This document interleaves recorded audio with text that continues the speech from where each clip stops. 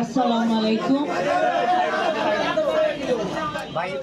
মাগুরা উপজেলা দক্ষিণ শাখা ছাত্রদল মোহাম্মদপুর উপজেলা থানার ছাত্রদল কর্তৃক আয়োজিত আজকের এই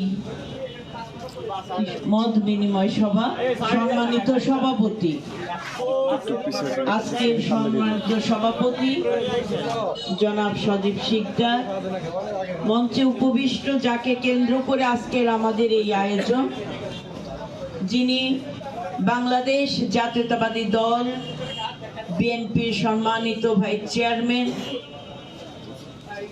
যিনি বাংলাদেশের গণমানুষের ভোটাধিকার প্রয়োগের জন্য, অধিকার প্রতিষ্ঠার জন্য সংগ্রাম করেছেন, নেতৃত্ব দিয়েছেন, যার কথা এই দক্ষিণবঙ্গে প্রতিটি জেলা পর্যায়ে যার বিচরণ, যিনি দলের সবচেয়ে দুঃসময়ে দলের নেতাকর্মীর মামলা নিজে পরিচালনা করেছেন।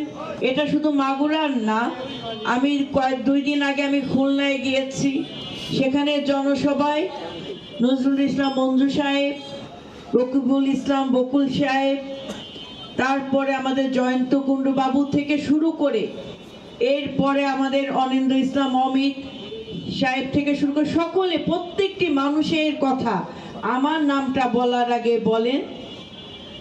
আমাদের সকলের অভিভাবক, আমাদের শ্রদ্ধেয় দাদা বাবু নিতাই রায় চৌধুরী, যিনি দলের দুঃসময়ে এই দক্ষিণবঙ্গের নেতাকর্মী মামলা নিজে পরিচালনা করেছেন এবং সর্বাত্মকভাবে সহযোগিতা করেছেন।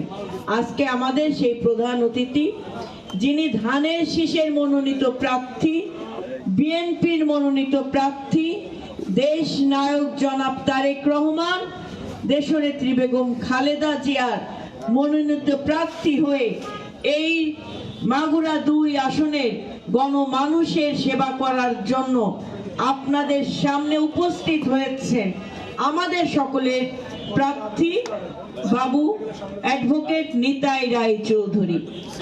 মঞ্চে উপবিষ্ট কেন্দ্রীয় ছাত্র সংসদের খুব তীক্ষ্ণ একজন ছাত্র নেতা, আন্দোলন সংগ্রামে যিনি বলিষ্ঠ ভূমিকা পালন করেছেন, আমাদের এই মাগুরার কৃতি সন্তান, এই মোহাম্মদপুরের কৃতি সন্তান শিপন বিশ্বাস, আমি তাকে ধন্যবাদ জানাচ্ছি। উপস্থিত আছেন ঢাকা কলেজের যুগ্ম সম্পাদক, যুগ্ম আহ্বায়ক, আমাদের সকলের অতি প্রিয় মুখ, খুব দুঃসময়ে ত্যাগী নেতা, ছাত্র নেতা তাজবিল সহ আমাদের এই উপজেলা মোহাম্মদপুরে সম্মানিত সকল পর্যায়ের ছাত্র দলের নেতৃবৃন্দ, আমি সংগ্রামী সালাম এবং শুভেচ্ছা জানাচ্ছি। সংগ্রামী নেতৃবৃন্দ, আর মাত্র হাতে গোনা আমাদের সময় আছে 14 দিন। এই 14 দিন খুবই গুরুত্বপূর্ণ। 17 বছরের ত্যাগ, অত্যাচার, নির্যাতন, জুলুমের বিরুদ্ধে আগামী 14 দিন আপনাদের অক্লান্ত পরিশ্রম করতে হবে, দিন রাত একাকার করতে হবে, যেটা শিপন বলে গেল। এই 14 দিন যদি আপনি এই 17 বছরের ফসল যদি ঘরে তুলতে না পারেন, আমার বাংলাদেশ কিন্তু অনিশ্চিত একটা ভবিষ্যতের দিকে ধাবিত হবে। আমাদেরকে মাথায় রাখতে হবে, আমরা 17 বছর লড়াই করেছি, নির্যাতনের শিকার হয়েছি, জুলুমের শিকার হয়েছি, আমরা আপোষহীন ছিলাম, তাই না? আমাদের নেত্রী, গণতন্ত্রের মা আপোষহীন ছিলেন মানুষের ভোটাধিকার প্রয়োগের জন্য, অধিকার প্রতিষ্ঠার জন্য, আমাদের ভবিষ্যৎ নিরাপদ করার জন্য, বাংলাদেশটাকে নিরাপদ করার জন্য। কি ছিলেন না তিনি? আপনারা ছিলেন দেশনেত্রী বেগম খালেদা জিয়ার ভ্যানগার্ড, এই ছাত্রদল ছিল তার ভ্যানগার্ড। আপনারা আগামী রাষ্ট্রনায়ক আগামী দেশ পরিচালনা করবে ইনশাআল্লাহ। জনগণের ভোটে 300 আসনে যদি আমরা প্রার্থীদেরকে নির্বাচিত করতে পারি, আমাদের নেতা দেশ নায়ক জনাব তারেক রহমান তিনি দেশ পরিচালনা করবে। সেখানেও ভ্যানগার হবেন আপনারা হবেন আগামী দিনের নেতৃত্বের স্থানে, আপনারা নিজেকে অধিষ্ঠিত করবেন। তার জন্য আপনাদেরকে অক্লান্ত পরিশ্রম করতে হবে, দিন রাত একাকার করতে হবে। ধানের শীষের বিজয় নিশ্চিত করার জন্য সকল কৌশল আপনাদেরকে অবলম্বন করতে হবে। কারণ মাথায় রাখেন, ধানের শীষ কিন্তু কোনো গুপ্ত রাজনৈতিক সংগঠন নয়।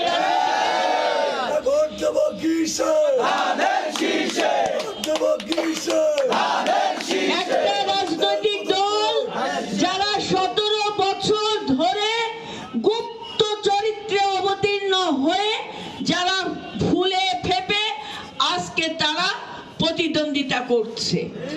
একটা সময় 300 আসনে তারা প্রার্থী দিয়েছিল, মাত্র 3 আসনে নির্বাচিত হয়েছিল। এই হলো সেই গুপ্ত ভিত্তিক ধর্ম ভিত্তিক রাজনৈতিক দল। কখনো ধানের শীষের বিএনপির জোটে এসে, আবার কখনো সুবিধা অনুযায়ী আওয়ামী লীগের জোটে যে তারা রাজনীতি করেছে, নিজেদের কোনো মেরুদণ্ড নাই। 71-এ যারা দেশ বিরোধী ষড়যন্ত্রের সাথে লিপ্ত ছিল, যারা 2 লক্ষ মা বোনের সম্ভ্রম হানি করেছে, তাদের হাতে কখনো এই বাংলাদেশ নিরাপদ নয়।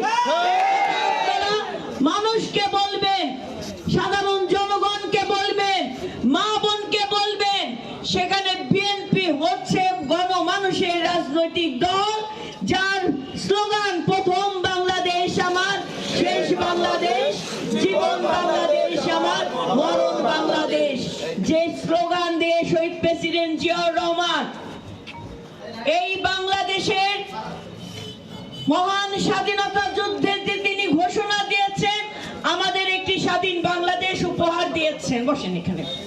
সেই জায়গায় আমাদের নেত্রী দেশনেত্রী বেগম খালেদা জিয়া বলেছেন, দেশ বাঁচাও মানুষ বাঁচাও। তিনি তার জীবন দিয়ে সেই দেশ এবং মানুষকে বাঁচানোর জন্য আপোষহীন থেকেছেন।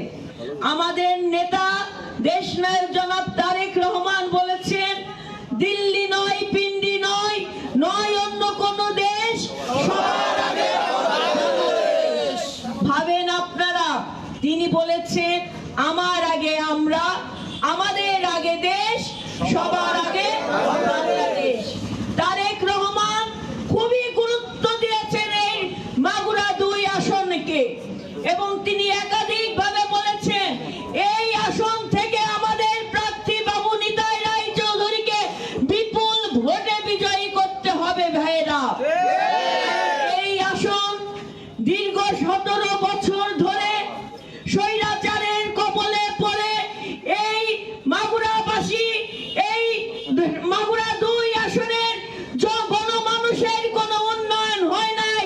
একটা স্বার্থনেশী মহল, ফ্যাসিবাদ, যারা ভারতের দালালি করেছে, তারা তাদের স্বার্থ লুটে পড়ে নিয়েছে, কিন্তু এই উপজেলা মোহাম্মদপুরের মানুষের কোনো উন্নয়ন হয় নাই। অধ্যুষিত হিন্দু সম্প্রদায়ের বিপুল পরিমাণের ভোট কিন্তু এখানে আছে, এবং সেই হিন্দু সম্প্রদায়ের মানুষের নিরাপত্তাও কিন্তু তারা নিশ্চিত করতে পারে নাই।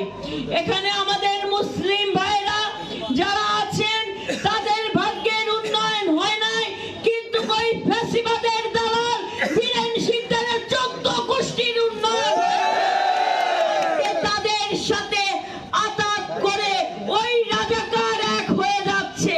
সেই জায়গায় দেশপ্রেমিক ছাত্র জনতা, আমাদের ছাত্র দলের, আমাদের আগামীর ভবিষ্যৎ, আপনারা তরুণ প্রজন্মকে বলবেন দেশ নায়ক জনাব তারেক রহমানের অঙ্গীকারগুলো আপনারা ঘরে ঘরে মা বোনদেরকে বলবেন। বিএনপি ক্ষমতায় আসলে, রাষ্ট্র পরিচালনার দায়িত্ব পেলে একটা করে ফ্যামিলি কার্ড প্রত্যেকটি পরিবারকে দেবে, কারণ নারীদেরকে আমাদেরকে স্বাবলম্বী করতে হবে। তারেক রহমান